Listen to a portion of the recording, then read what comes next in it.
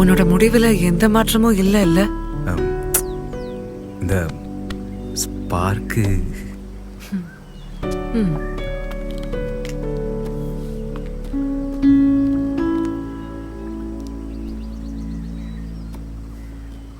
அடுத்த மாசம் என்னோட கல்யாணம். உனக்கு என் மேல ஸ்பார்க் வர்றதுக்கு எவ்வளவு வருஷம் வேணா காத்துட்டு இருக்கிறதுக்கு நான் ரெடி. ஆனா என் வீட்டுல ஒத்துக்க மாட்டேங்கிறாங்கடா.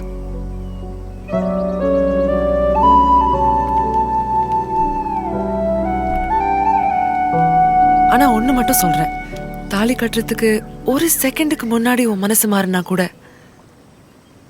நான் வர தயாரா இருக்கேன்.